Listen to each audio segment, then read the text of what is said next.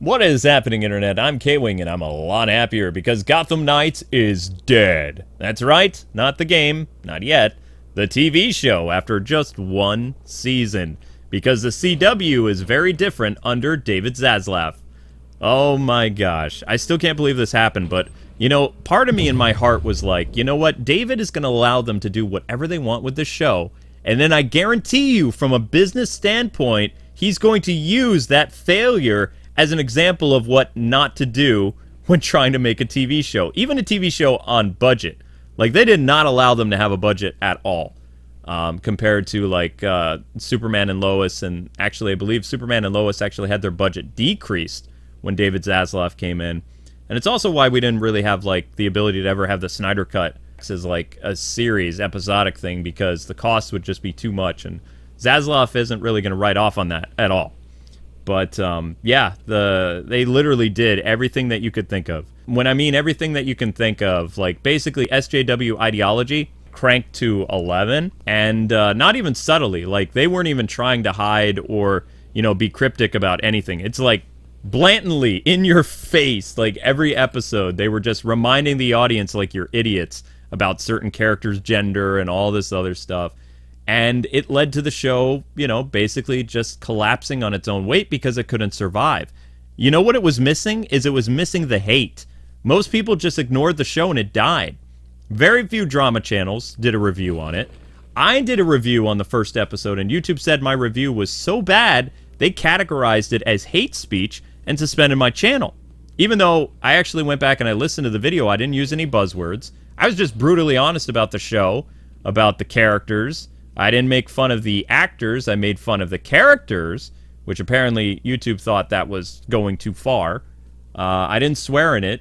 There was a lot of heavy sarcasm, and the video was terminated, and it said I voided terms of service. The show was so bad that they tried to take me down.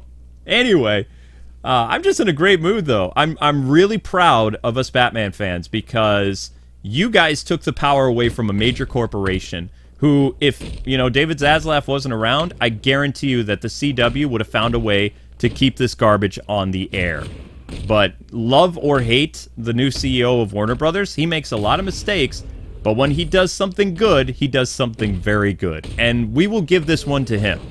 He's made a lot of mistakes in the cinematic field and the video game side, but this is a win for David Zaslav, and I will tell you why. Because when any of those weirdos in Hollywood want to make a show exactly like Gotham Knights, like literally everything that social media and SJWs love, then David Zaslav could be like, okay, I'm going to show you a show that we actually did greenlight and give a budget for, and this is what happened to it after, what, 12, 13 episodes. It was canceled. And we are actually witnessing a time in our lives, ladies and gentlemen, where the pendulum is swinging back to normalcy. And companies are realizing, if we try to push things too far, there tends to be pushback from our consumers. They're not just obeying and doing whatever we tell them. You know, we can't really control them the way that we used to because, you know, they're getting smarter. And here's the one thing that corporations don't like about you as a consumer, ladies and gentlemen. They don't want you to be smart. They want you to shut up, listen, buy, and consume, and do what you're told. Don't question. And never ask questions either. Because you're not allowed to be a free thinker. You're not allowed to have your own thought process. You have to belong to that of the Borg. And that's what SJWs are. And this show was catered to them. It had everything that you could possibly think of for them in the show. And this is the best thing about that cult group of people. They don't support things. They go on and they lambaste things and they try to cancel people all the time. But when they actually literally have something that is made for them, they know it's garbage, and they don't support it, and then it dies. Case in point with Gotham Knights.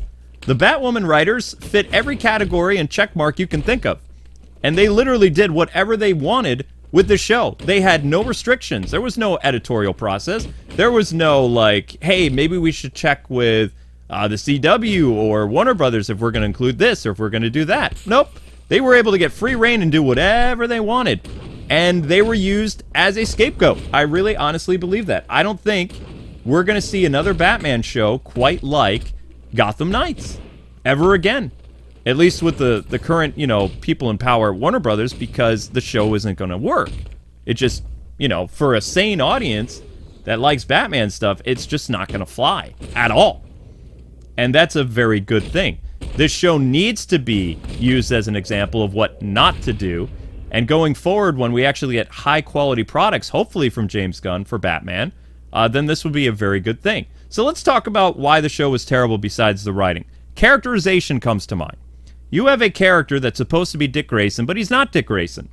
And he is adopted by Batman, but he has a lot of guilt in his life because he views, I hate to say this because that's what it was, he believes that rich people are basically white supremacists and that he feels guilty about being wealthy. Now, does he use his vast wealth to help people? No. He throws parties and tries to get popular at school. So while he has that mentality that, you know, white devil, he actually doesn't do anything to show people that, hey, even though this is my skin color, I could actually use my wealth to build, like, housing for people. I could crush the homeless situation in Gotham. I could open more schools. I could open more hospitals. I could build another police station to deal with the rampant crime now that Batman's gone. He doesn't do any of this stuff. He complains to his girlfriend, and eventually he gets arrested because the police see him as the prime suspect in Batman's death.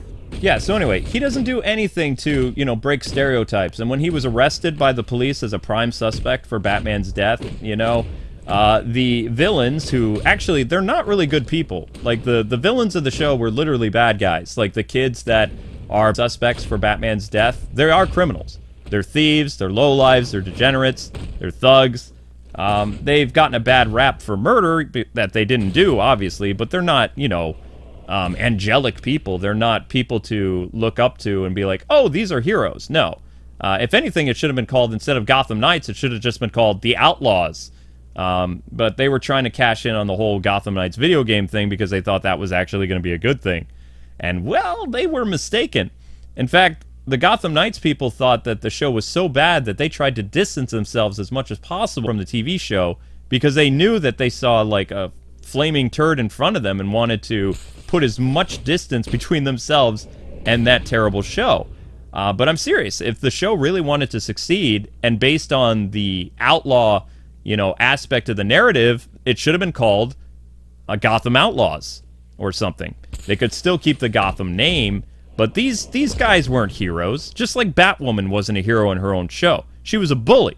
She was a ruthless vigilante that didn't do anything heroic. She was a character that only saw me, I. She cared more about what people thought about her doing all these great deeds than Batman. In fact, it drove her nuts in her first season that people were saying that they were so happy that Batman was back because she needed recognition from them that it's not Batman's work, she's doing all the work. It's her doing. Her story, not history. That kind of nonsense. Literally, when she stole Batman's suit, she stole all his gadgets, and all she did was complain, like, every episode. That's what Ruby Rose did. And then when they came back with a new character, what did they do with Batwoman in that show? They basically made it that she was so upset about systematic racism. That was the entirety of her show. And then they ruined Luke, too. Luke actually had a great first season, and he did eventually become, you know, Batwing, but they incorporated a lot of the stuff that was happening in the real world in the pandemic and through political stuff, and they jammed it into Batwoman, and eventually caused Batwoman to fail. Especially when David Zaslav came into power and he canceled the show because it had no audience. They were just writing checks to keep the show going because reasons, you know?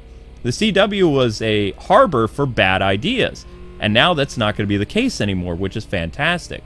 So getting back to the whole Gotham Knights thing, you had Harvey Dent, who was supposed to appear as, like, this White Knight character, but he wasn't as good as, what was his name? Eckhart. I think it was the actor's name who played Harvey Dent. Aaron Eckhart. My wife really likes that version of Harvey Dent. He was a very, like, cool and dashing, sophisticated, intelligent, and also very daring character. Like, he pulled a lot of crazy stunts in The Dark Knight.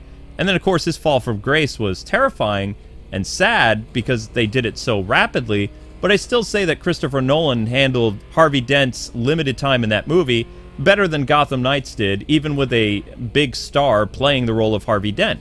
Like, he wasn't a very likable Harvey Dent. Not for me. I didn't like him in the first episode.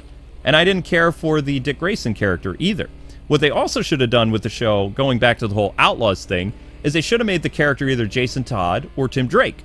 But they couldn't use Tim Drake because Titans was using Tim Drake, even though they incorporated Stephanie Brown into the show as kind of like a love interest, I believe, for the main character. What's his face? I don't really care. Rich Boy.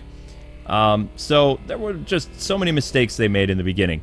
When you're drafting the show, the most important thing that you can do is actually make sure that you utilize characters that are going to further the narrative of the story and not just be Rivendell and Gotham. That's basically what the show was. It was a drama for the sake of drama. The teen characters weren't really heroic. They were outlaws.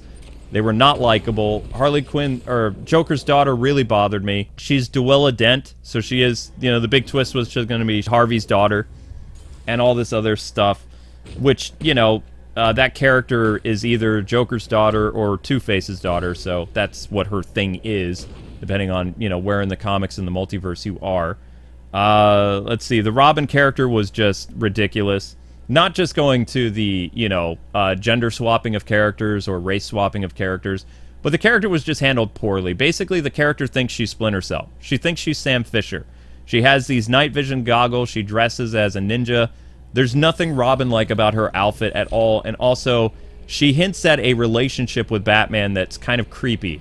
So, basically making Batman a groomer. And it's just... The show is everything that's wrong with social media before Elon Musk, is what Gotham Knights was, and now it's gone. So, hopefully, James Gunn and company will look at this dumpster fire of a project and be like, we need to make quality content. Because what they need to stop doing at Warner Brothers and DC is they have to stop chasing Marvel. Marvel is so many paces ahead of them, even with some of their woke stuff in their films, they haven't fallen from grace completely. They've gotten knocked off the horse a couple times, but then they always find a way of getting back on the horse, like Across the Spider-Verse, or the, let's see, the Guardians of the Galaxy movie was a hit for them. Ant-Man was kind of a hit and miss. The Eternals was a hit and miss, but Spider-Man made $1 billion. So, I mean, you know, they're not really that far off their game. They've had some misses with Disney+, but not as many misses as DC Comics and Warner Brothers has had as late. So, instead of, you know, watching the other racers, what DC needs to focus on, especially with their CW content, is they need to focus on running a good race and actually make content that we, the fans, want to watch and consume. Because I'm at the point now where it doesn't matter what you do with these characters. If you put out a garbage product, I'm not going to support it. I didn't watch Gotham Knights because I knew it was a, you know, dumpster fire. I saw the first episode, I made a review of it, and then I had the review terminated for terms of service violations that I didn't even do. It's just because I was so brutal with the show and explaining all the reasons that it was bad for the first episode and where the show was going to go, and I predicted exactly the outcome of where the show was going. They had white guilt in it.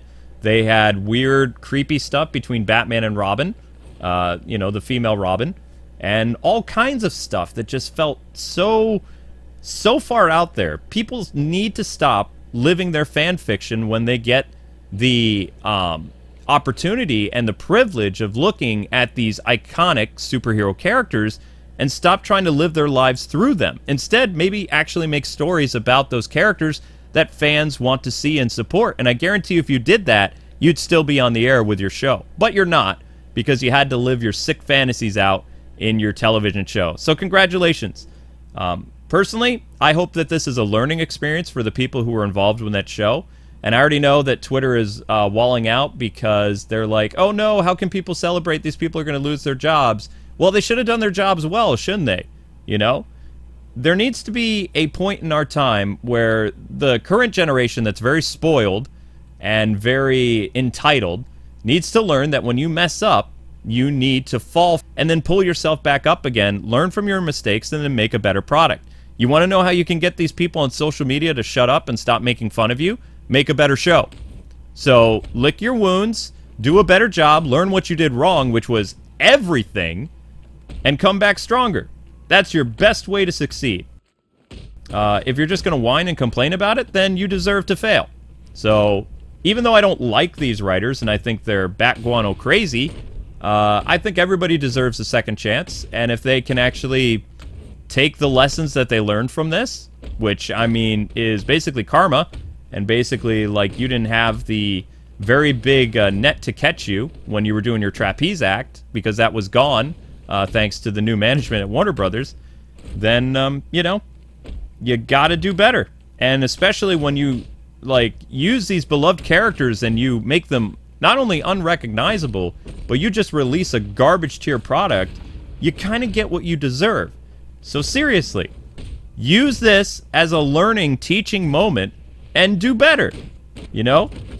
There's a reason why these characters have lasted 90 years, but if you use these characters, like we saw, they would last 1 year.